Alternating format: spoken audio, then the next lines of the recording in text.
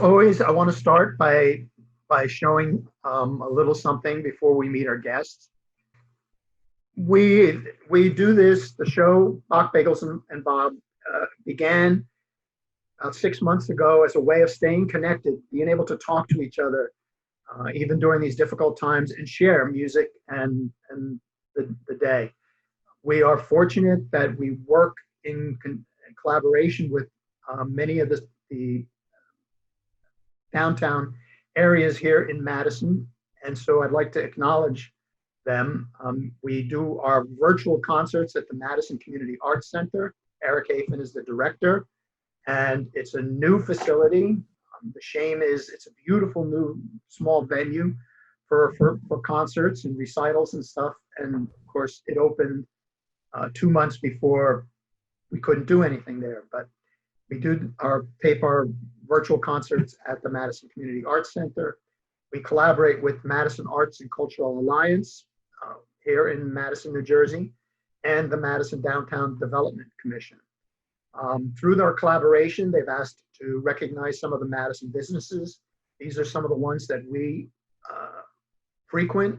Romanelli's is an Italian restaurant here in Madison, which, again, as I mentioned many times, we often go after concerts to have our big parties, and they always treat us really, really well. Madison Bagel Cafe is a small place for breakfast and lunch. I go there to compose and to meet with people, and they're so wonderful and supportive. Shanghai Jazz is one of the greatest, recognized as one of the best jazz centers in the United States. Salvatore Minardi and his salon is actually where I go. Salvatore is so great and such a great sponsor, and is a classical guitarist himself. Madison Pharmacy has been in Madison for so many years and serves the community. Evan Ardell, who is one of our attendees today, Evan Ardell Financial Services, a big help and support to me and my work and the orchestra, as is Andrew Massini and his business Sound Ledgers Incorporated. But of course, almost all of this would not be possible without donations from listeners like you. And yes, I stole that from BBS, but it is your help that keeps it going, that makes it possible, that keeps the music alive, keeps the connections alive, and just makes everything possible. For those of you who wish to make a contribution, and I thank immensely those of you who already have, this is our address. You can make a check out to the Baroque Orchestra of New Jersey and send it to this address, 531 Herrick Drive, Dover, New Jersey, 07801. And that is our orchestra. So your help is vastly appreciated. If you have any questions, you can contact me directly. This is my email, bobboot@aol.com. Also, if you want to be aware of we have a lot of things scheduled for December, which we hope you'll share most, if not all of them, with us. They're all free, so we rely on contributions and donations, but the events themselves are free. And if you want to, if you're not on our mailing list yet, you don't get our newsletter, which comes out once, probably twice a week in December because of the events. They just talk about the artists, talk about what's going on. If you email me, I will be sure to put you on the newsletter email subscription list immediately. And you will have an awareness of what all we've got coming up. And just to show you what we have coming up, in December 6th at 7:30 p.m. will be our virtual autumn concert. Excuse me, the links will be on the website. My website is robertbutts.com. The orchestra website, baroqueorchestra.org, and we will have the links to the broadcast and premieres of these events. The virtual autumn concert we filmed last week, I guess 2 weeks ago now. The featured work is Mozart's Eine kleine Nachtmusik.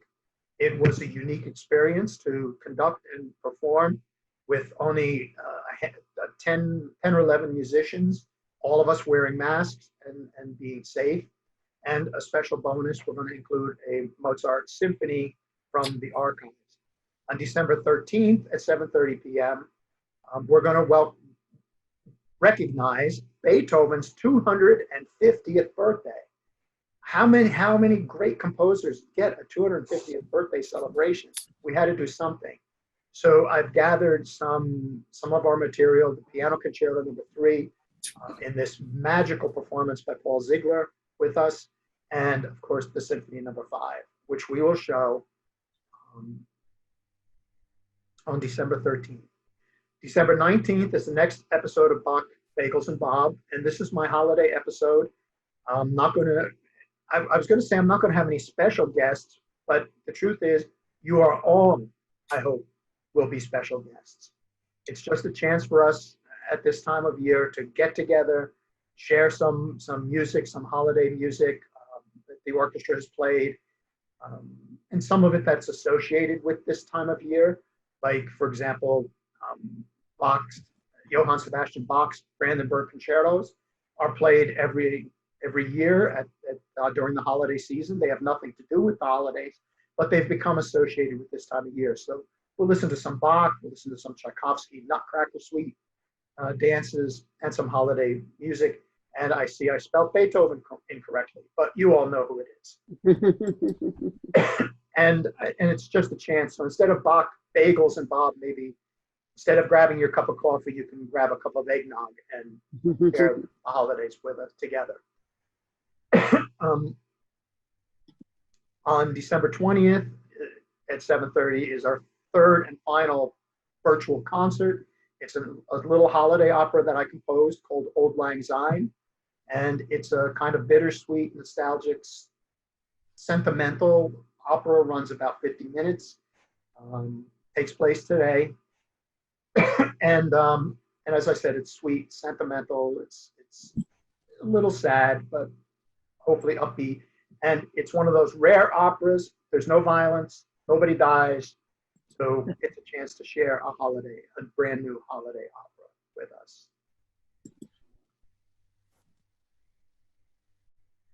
So those are what we have coming up, and what we're doing. So I hope you'll stay connected, stay with us, be part of everything we're doing. And first now, I want to welcome our guests. So I'm going to start with Maria. Maria Alou has sung with the orchestra and with me in so many unforgettable, absolutely incredible events and concerts and operas shared with the Baroque Orchestra of New Jersey, plus collaborations with Opera Florum and other groups, and just trying to pick like 3 of my favorite Maria moments was next to impossible. But I think the one that is most exciting, you'll all know. So I don't, and to answer Sheila's question, yes, everything will be recorded and available. So, so I know you're all going to recognize this. I remember when Maria sang it with the orchestra. It's from an opera, but it's in a concert performance. And I think you're all going to absolutely enjoy Maria. And then we'll meet Maria.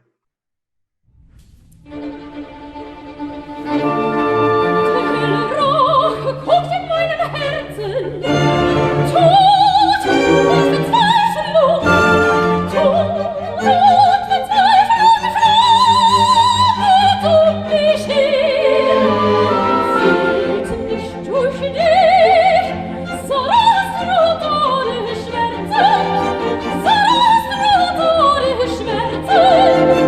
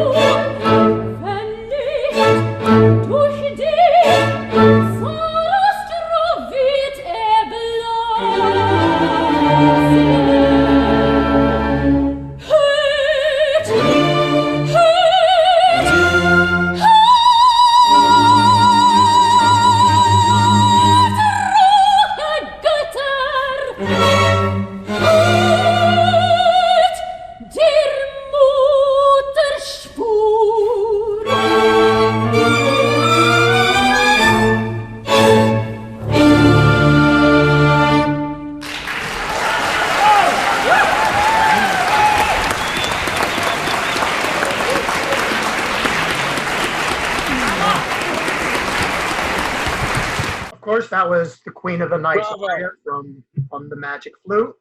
So, Maria, tell us who you are. Sure. My name is Maria Alou. I am a New Jersey native. I trained at NYU and New England Conservatory of Music, then did an apprenticeship with Utah Opera, and I'm back in New Jersey after having been many, many other places, living in Jersey City currently. And Queen of the Night is one of my favorite roles. I'm so glad you picked that one, Bob. It's one of the very few operatic roles that I've done more than once. I tend to do like, you know, one time this, one time that, 2 times this. Queen of the Night I've done 6 or 7 times now, I think. And it's fun because you always find something new, and depending on who your Pamina is, that aria can go very differently.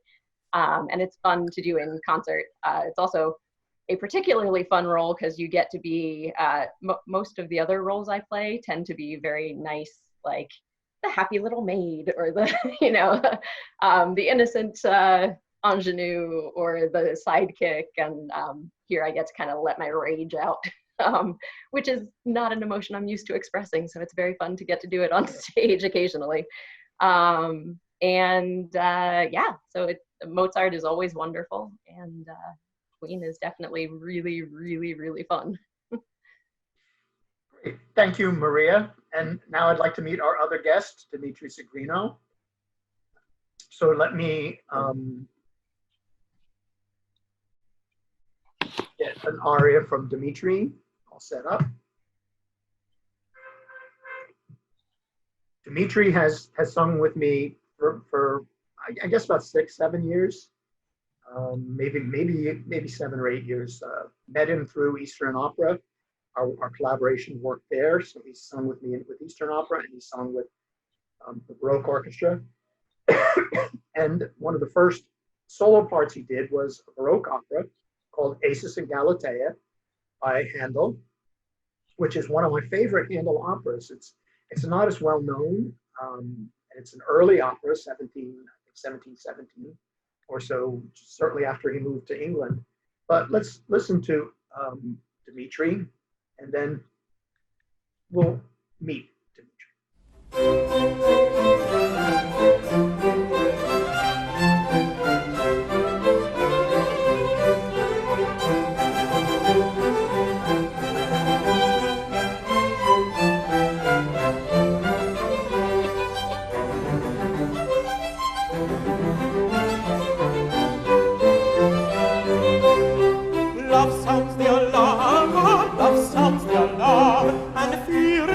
Flying, and theories are flying.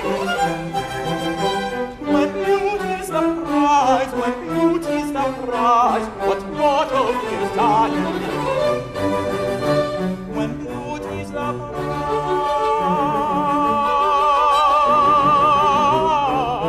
prize, when beauty's the prize, what mortal fears dying? When beauty's the prize,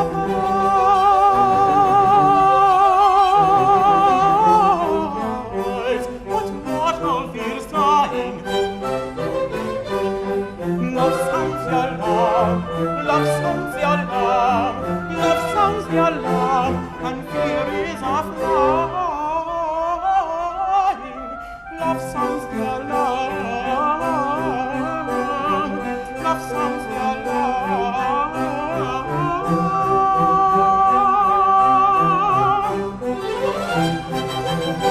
And fear is a flying.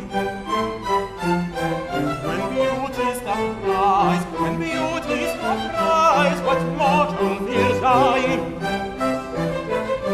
When beauty's the prize, what mortal fears dying?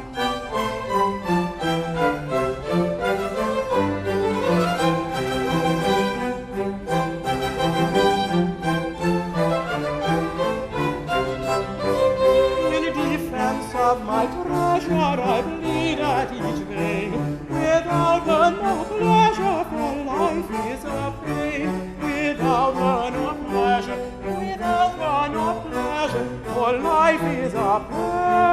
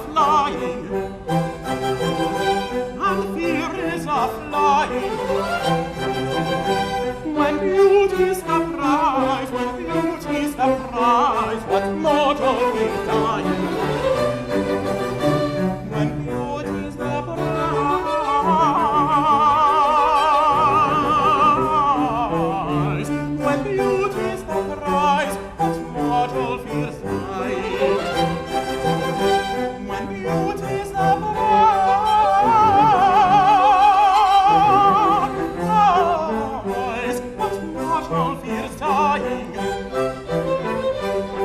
Love songs the alarm, love songs the alarm, love songs the alarm, and fear is a flying. Love songs the alarm, love songs the alarm.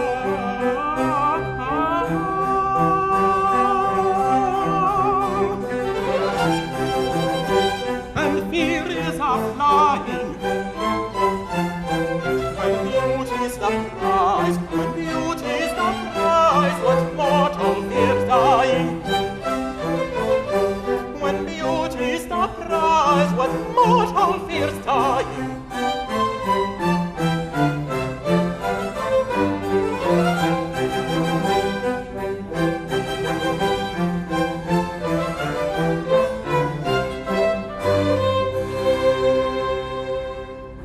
So let's meet Dmitri. Tell us who you are. My name is Dmitri Zigrino, and I'm a tenor. And yeah, I've sung with Bob for, quite a few shows over the last, about 7, 8 years. I don't know, a lot of different shows. I'm kind of from all over the place. I was in school in Minnesota, California, lived in Boston.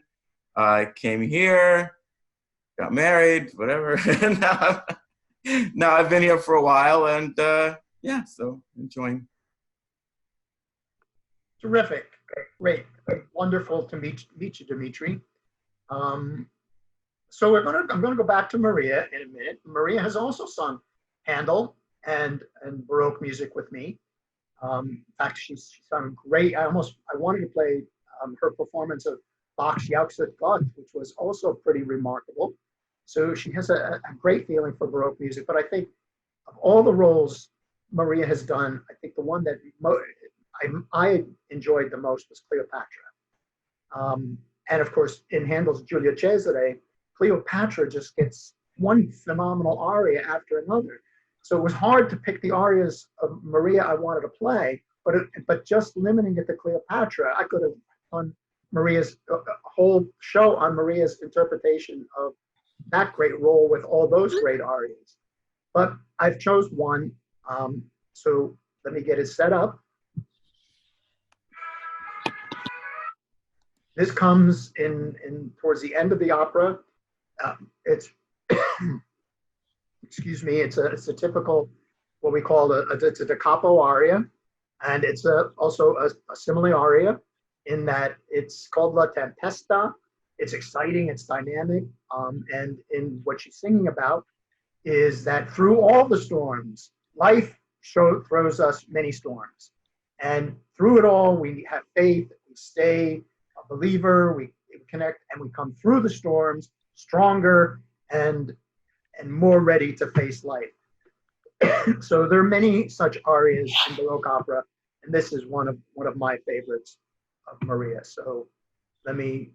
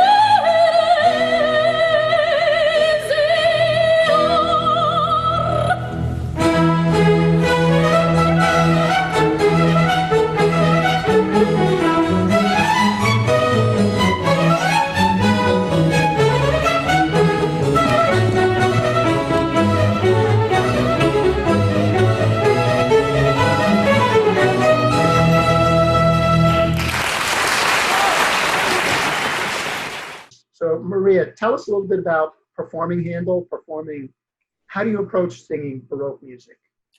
Yeah, so Baroque music is actually one of my favorite genres to sing. I love having the ability to play with ornamentation in the repeat. I mean, we only heard the first verse here, but when that A section comes back, it's one of the few times that a singer gets to be a composer also. You can write your own ornamentation. You can even change it. Originally the singers of the past were great at kind of making it up on the fly. I tend to plan it out and rehearse it with the conductor ahead of time, but it's a very fun experience to have that ability to kind of play with it and change it up a little bit. I also love Baroque style because each of these arias, you get these serial arias, and each one is a little bit like a Shakespeare soliloquy. So you take a moment to see the internal workings of what's going on in that character at the moment. So the action kind of halts, and you have a moment to reflect on where you are, and then usually work through some sort of conflict, and then come out of it having made the decision that is then going to trigger the next scene. So it's a fun psychological experiment in addition to being really fun musically, to explore the different aspects of a character. Terrific.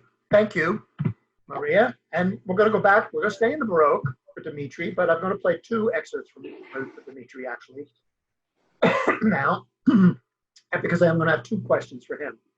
The first question is going to be similar to Maria's about singing Baroque music, what you find. Well, why don't you answer that first, and then I'll play the excerpts and ask my second question. So, Dmitri, how do you feel about singing Baroque music? Yeah, I mean, like Maria said, it's a chance. It was in those days they really wrote to show off the singer. So when you sing it the first time, in like the kind of form you usually sing the arias in, you sing it regularly the way the composer wrote it, and then the second time when you repeat it, you do a lot of variations and try to make it interesting. So that is, it's exactly like that. I studied composition, so it was really nice. I like to get into that kind of thing and try to make it as interesting as possible. I'll listen to a lot of different interpretations. A lot of times some of these things, it depends. With some of the operas, we don't really get, a lot of different performances, but with some, you will see like 5 or 6, 7 different people doing it, and then you pick up some of that and you put some of your own, and then try to make it as exciting as possible. Terrific. Thank you, Dmitri. Now, my second question is going to be related to performing new music, not just new as in written today, but new as in maybe discovered. So some of you are new to the work I do. I'd like to introduce, if I can find him on my screen. There he is right next to me on my screen. It's great that Jude Pfister and wife Miriam could join us today. I'm going to tell you a little episode I had with Jude, which some of you have heard this story before, but this goes back, I think 2007 maybe, sometime in there. I never met Jude before. I didn't know who he was. I got an email, and it said, and this started by saying, "You don't know me, but I have a 1693 manuscript of an opera by Alessandro Scarlatti. Would you like to look at it?"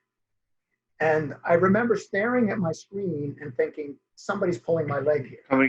Because you don't find a 300 and some year old manuscript of a complete opera by a major composer that nobody knows about in New Jersey, in Morristown, New Jersey. Well, I called Jude and he was for real. So I went and visited, and sure enough, there's a manuscript and it's complete, and it's by Alessandro Scarlatti. The only thing is, it's not an opera, it's an oratorio.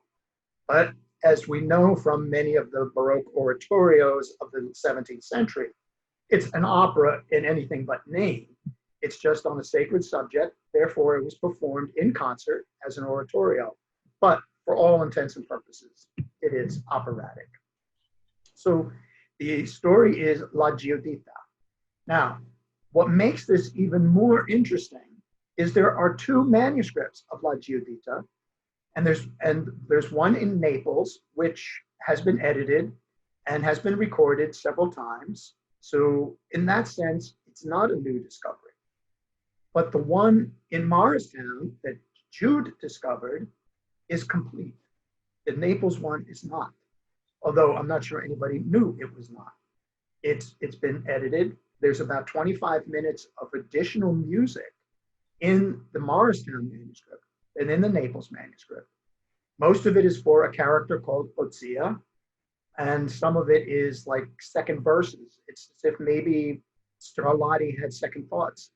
And so he eliminated the second verse of several of the arias. But we performed the complete version in 2008 and then again in 2016. And Dmitri sang the role of the captain. So my question is going to be twofold to him. Well, it's going to be of two things, because I'm going to play two things right in a row of Dmitri. The second thing is two years ago, and remember I mentioned I have my little opera, Auld Lang Syne, that I composed that we're going to broadcast on Sunday, December 20th. And Dmitri did one of the roles. He did a role of a character called George. And so in 2016, he performed the role of the captain, which he didn't have any other examples to listen to because we're doing it for the first time at the manuscript. And then 2 years ago, he sang a role that is totally new. So he's going to have some time to think about it while I play these examples. But my question to him is going to be, how do you prepare a role when you don't have any examples to listen to? It's all you bringing it to life. So we'll start with, and this is actually one of the arias that is in the Naples manuscript, except in the Naples manuscript, it's only one verse. And in the Morristown manuscript, it's two verses. And the second verse is actually quite important to understanding the character, who the character is. The captain, this comes at the end of Act 1. The captain is, the story is the story of Judith and Holofernes. And the captain is the Hebrew captain who has kind of befriended Holofernes, thinking he would get him ahead. And by this point, Holofernes has laughed at him, basically told him, forget it, you're just like the other Hebrews. And so the captain is thinking about how Dalla Patria, from my country, from my people, what have I done? Who am I? And in the second verse, he continues this in greater depth. So I'm only going to play the first verse. What is extra unique about this is it is a da capo aria. That means it's in ABA form with a second verse also in ABA form. So Baroque arias in ABA form can tend to be long, which means this one is very long, which makes me think perhaps Scarlatti cut the second verse just because it was maybe too long, or he thought it was, or maybe his patron thought it was too long. One of the other unique things about the manuscript here in Morristown is complete with the dedicatory letter. Jude, do you want to say a few words before I play? You want to say anything? No, I was just going to mention that there is that dedicatory letter where Scarlatti mentions some of the instruments. If I recall, several of them were trombones he thought should be utilized, which I think would give this piece a whole different sound. But yeah, I was just really going to mention that. And, I think it's great that, you've been mentioning the various versions, but I would say of the first version, I think that's definitely you and the orchestra own that. So I think you have done more than anyone in over 300 years to put a feel to that piece. So well done. Thank you, Jude. Much appreciated. Okay, now let's listen to a little bit of Scarlatti, and then a little bit of brand new opera.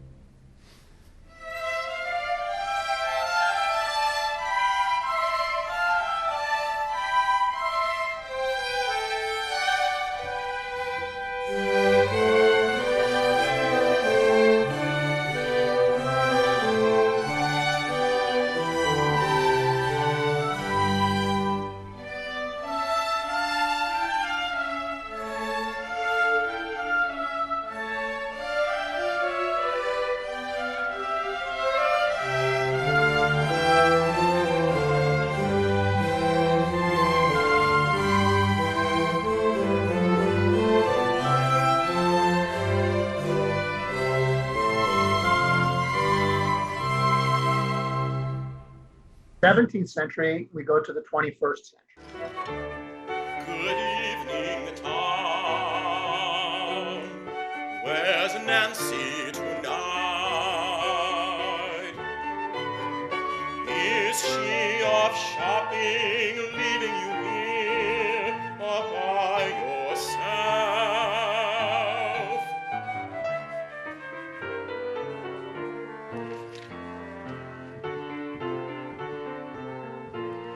Good evening, George. Nancy's at home, probably baking gingerbread cookies, gingerbread men with vanilla icing.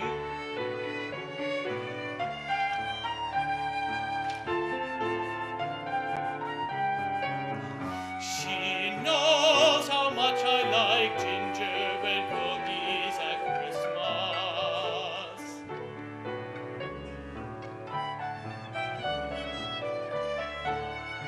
Are you taking a break from your holiday shopping? No, George, my shopping's all done. Well, why are you standing out here in the cold all by yourself?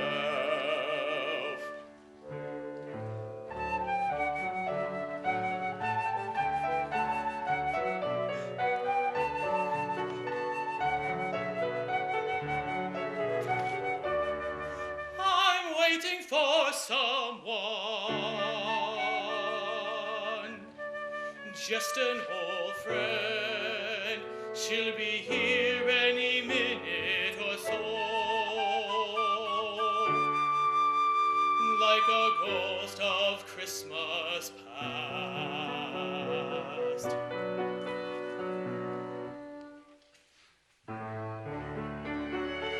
Would you like a drink to warm you up while you wait? We can sit by the window at Donovan's pub, and we all who could ever pass by. Maybe a drink wouldn't be such a bad idea. It sure is beginning to get cold. So, Dmitri, what's it like to prepare a role for which you can't compare yourself? You can't listen to anything else. It's all you. It's all yours. Yeah, it's not easy for me, especially because I do like, that's kind of how I learn, is to hear things. You know, it's a little bit of a challenge. I remember that first rehearsal for your opera was a little rough. I felt bad. I was missing everything, all the entrances and stuff. But after a while, you know, you get it. Typically, I'll try to work it out, you know, on the piano, of course, and then I'll record myself singing it, and then I'll listen to myself like 10 times until I kind of get it in my memory and get everything flowing kind of the way that I'm expecting to sound. And the captain's aria is great because you'll notice that first section there's not much going on. It is pretty slow. There's a lot of notes in there that you can start doing stuff with. So that was really nice. Yeah, most of that was just my own interpretations. And then in your opera, well, yeah, it was really fun. It's a challenge because at the times you gotta really be more scientific about it, which isn't like I don't love that part of it. So, but once it's done and I've got it in my head, then I don't have to worry about that anymore. So it's okay. Tim Jones asked me a question here. How easy was it to decipher what Scarlatti wrote? One of the most amazing things about that manuscript, I'm sure Jude would agree, is the condition. It's the paper. I mean, I felt I could have conducted from the manuscript and not worried about ripping the pages because the paper was in such good shape, but the ink was so dark and so crystal clear. The text was the hardest part because it was script and it was old Italian. So even when I showed it to some of my Italian friends, they had trouble with figuring out what some of the words might have been. especially in the dedicatory letter, which is this very florid script. But the music was, a couple of pages had some water stains, so the ink had run. So I guessed a little bit. Fortunately, I think the 2 pages that were worse also exist in the Naples manuscripts, and they're in clean shape. So I was able to compare for those. But 1 page, I admit, was a little bit, the ink had run, and so I'm guessing. But at least with Baroque music, it's going to be tonal. You know, it's going to what the notes should be approximately, and you have figured bass to tell you. So if it's not clear if this is a G or an F, but the figured bass tells me it's a C major triad. So therefore, it's not going to be an F, it's going to be a G. So it was actually remarkably. Maria and Dmitri have not just sung Baroque operas with me, they've also sung heavy romantic operas. And I'd like to play one of Maria. And so we hear her singing more standard opera. One of the great roles that I found among all of Maria's great stuff. She sang Gilda with me in Verdi's Rigoletto, and her interpretation of Gilda was remarkable. I wish I could show you all the scenes, because there was a magic going on stage. Her duets and the scenes she did with Mark Wilson, who sang Rigoletto, they're chilling, and they're so wonderful, and so wonderfully done. And Maria captured the essence of Gilda, who's supposed to be a very young girl and falling in love for the first time. And even when she's abused by the Duke, she's still in love. But I'm going to play the most famous aria for you. And I think that Maria was just an absolutely terrific Gilda. So let's watch Maria singing Caro Nome.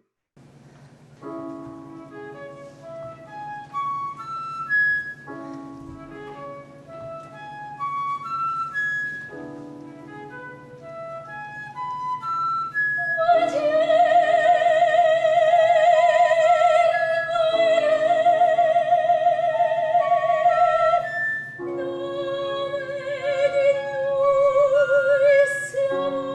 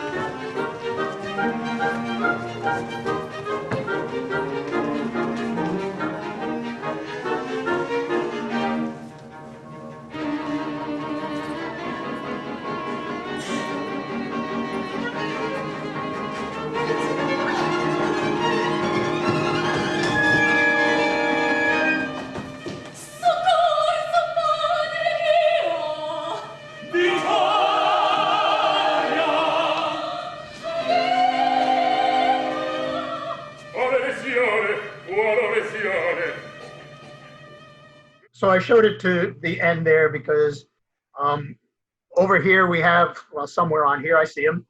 Douglas Anderson is a guest today. He was part of so many opera productions, and turning Rigoletto around and abducting Maria was Doug Anderson. So I'm glad you're with us, Doug. So Maria, what's the difference portraying somebody like Gilda and singing romantic music, Verdi versus, I mean, you're one of the few people that I've worked with who has sung Handel and Mozart and Verdi. So you sung across the board, the opera board. What are some of the so there are not a lot of Verdi roles that I can sing, just because of my voice type being, I tend to do a lot more Baroque and Mozart because I'm a lighter voice. But Gilda is a really, it's one of Verdi's pieces that's most bel canto, most like bel canto. So it actually, I felt suited me really well. It's a gorgeous piece, and it's really fun to get to embody a little bit more of that romantic drama from Verdi and his contemporaries. I do a decent amount of bel canto also, but that has more, in some ways, has more in common with the Baroque style than the later romantics like Puccini and the big dramatic pieces. So Verdi is a window into that more passionate, dramatic side, which I really enjoyed doing. It's gorgeous music, but jumping back to kind of what you were talking about with Dmitri, with pieces like Rigoletto that are the right in the middle of the opera canon, they're some of the most popular operas ever. You kind of have the opposite problem where there are so many interpretations of it, and there's so much performance history and tradition that kind of balancing all of that is a separate challenge in and of itself, living up to people's expectations as opposed to creating something brand new for yourself. But it's a wonderful piece. It's always been one of my favorite operas. And it was really lovely. That cast was phenomenal too. Working with Mark was really great. Yeah, that was a great experience. I think Hannah was in that also. She was Hannah the Magdalena. She was in Julius Caesar with us also. So Desiree, she was in Rigoletto. Yeah, it was a terrific cast. Yeah. And even some of the extras in the chorus were excellent, superb. Yeah, I had actually forgotten who all was in there, and then I was watching that clip. I was like, "Oh, right, Kevin was part of that too." And yeah, you see so many like familiar faces. And it was fun for me to try to bring it to life and almost the low budget was a challenge, but also was an inspiration. So we did it in almost an abstract set.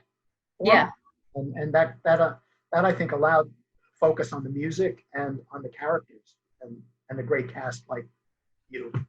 Yeah, it was if I remember correctly, also kind of a reduced chamber orchestra. Everything which was we had to work around a lot of challenges and made it. It was fun though. It sure was. Dmitri has also sung some romantic works with us, and last 2 summers ago, 2018. Dmitri and Maria, the only opera that I've conducted that you both have been in was Die Fledermaus. But true to form, there's not a single scene in Die Fledermaus that you both were in. Oh yes, the opening, at the very opening, that's the only time. Dmitri was Alfred and Maria was Adele. And so I want to play a little bit, go back to Dmitri and ask about him. But Dmitri has also sung in Pagliacci with me. He sung Don Jose Carmen, Rodolfo in La Boheme. So he has really gotten into the heavy dramatic roles as well. But the one I'm going to play is from Die Fledermaus. Let's drink and sing!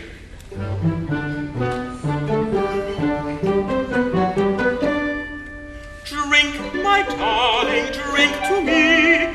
Drink to all that used to be. To the days we used to know.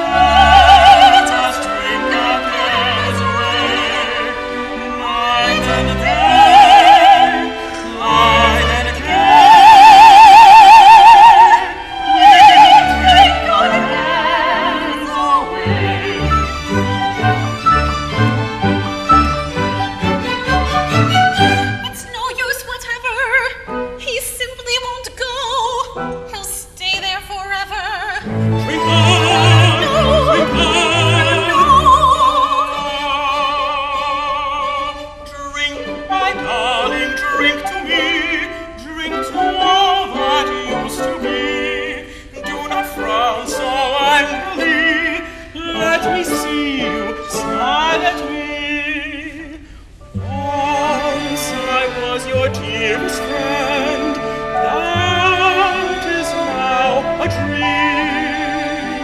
But tonight let us pretend dreams are what they seem. Fancies bring us happiness, though they soon may pass away. Let's believe them nonetheless and enjoy today.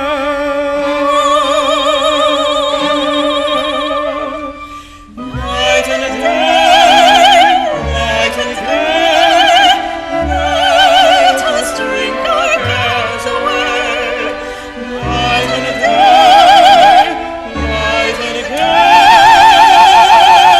we drink our cares away.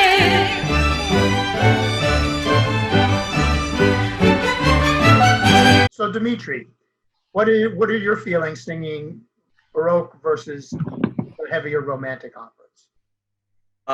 There's a couple things actually interesting about it. In Baroque music, you really have a lot of that ability to improvise and do those types of things, but it's mostly having to do with, in Baroque music, it's sort of like a machine almost. It just runs. It's running and running and running. The music keeps going and going and going. So you're trying to make these interesting things happen, and all within exactly this specific period of time. You don't really have a chance to just go, oh, slow down for a second. Let me try to be really fancy here and make these fancy high notes and make things all like that, except for in the end of each section.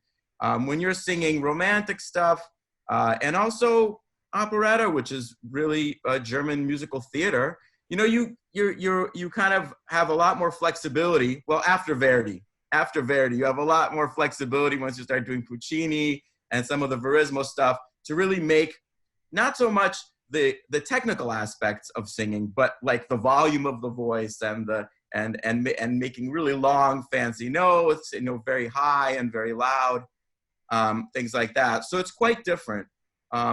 And also technically, for tenors at any rate, some of that has to do really with technical aspects. When you, in Baroque music and even through Mozart, when a tenor goes into the higher range, they're using kind of a mixed voice or a lighter voice so that they can do the notes easily and lightly. And that was the technique because that was the only way that people really knew how to sing for a male up in that upper register.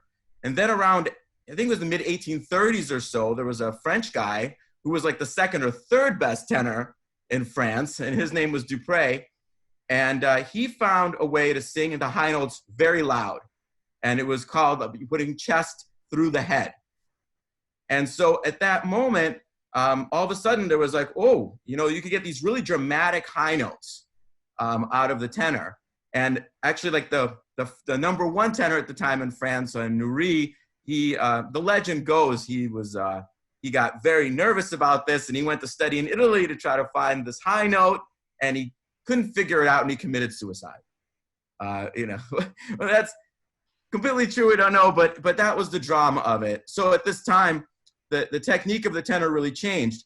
And Rossini, for instance, still didn't like it at that time. He said when he first heard this, it sounded like a chicken having its head cut off.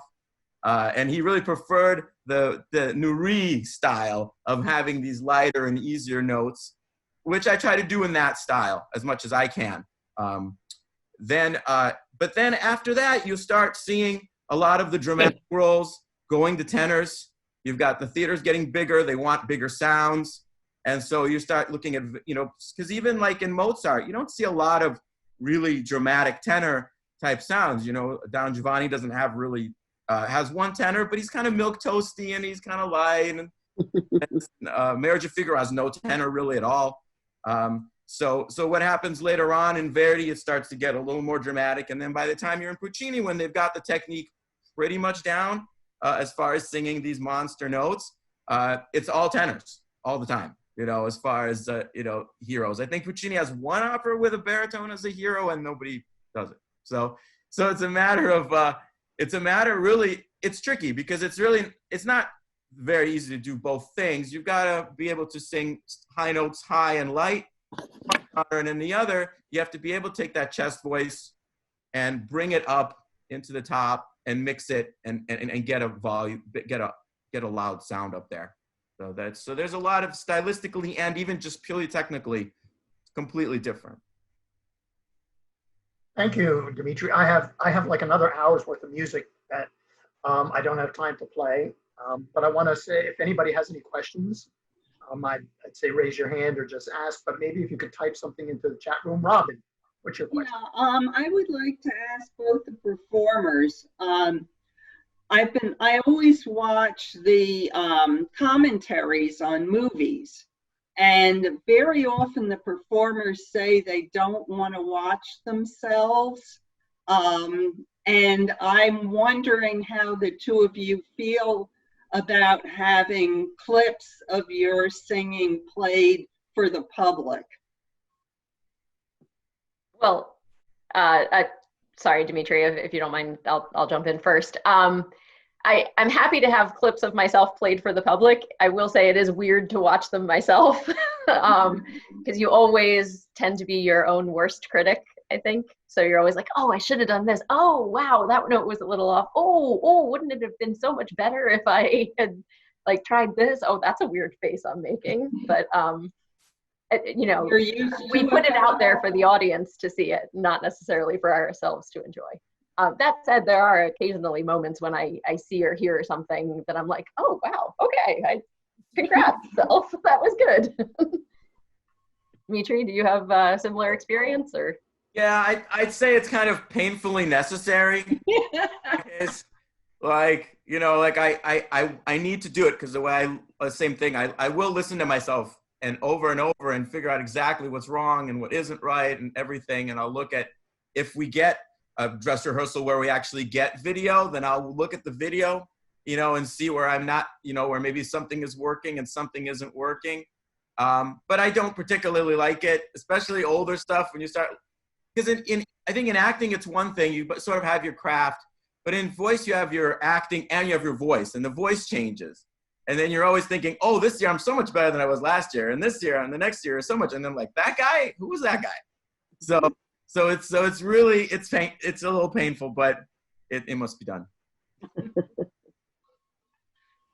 Okay. Anybody else have a question for either or both? Bob, this is Diane. Hi.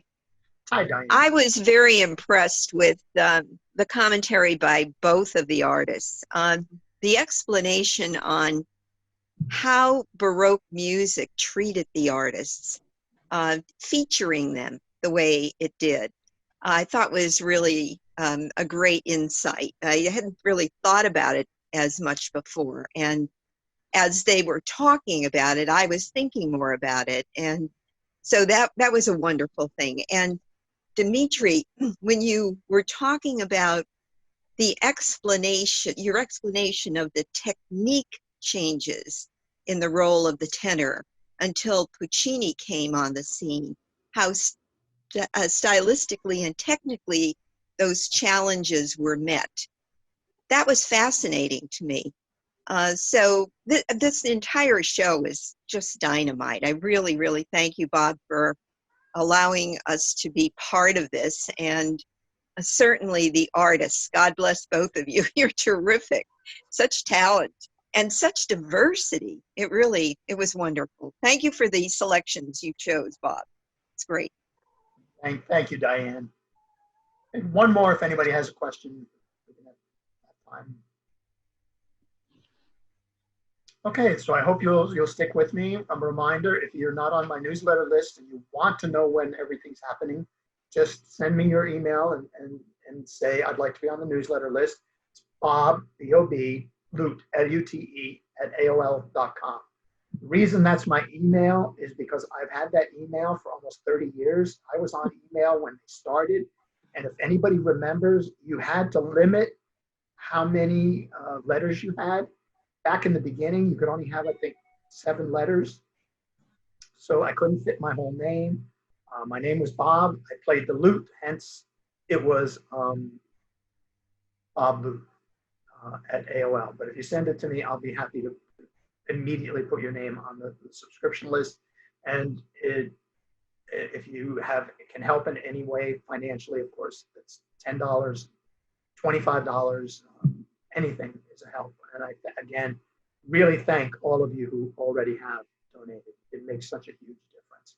And a reminder, the next Bach Bagels and Bob is going to be our holiday get-together. Get your glass of eggnog and whatever you want at 10 o'clock in the morning. And we're going to listen to some Tchaikovsky, some Handel. We're going to listen to some Bach and a few holiday selections as well. And hopefully a holiday surprise or two. So thank you all. Stay well, stay safe. I can't wait until the time comes when we can actually see each other in person again. Yes, it'll be great. Thank you all. Thank you, Bob. Thank you. Thank you. Bye-bye. Bye. Bye, everybody. Bye. Bye. Thank you, everyone.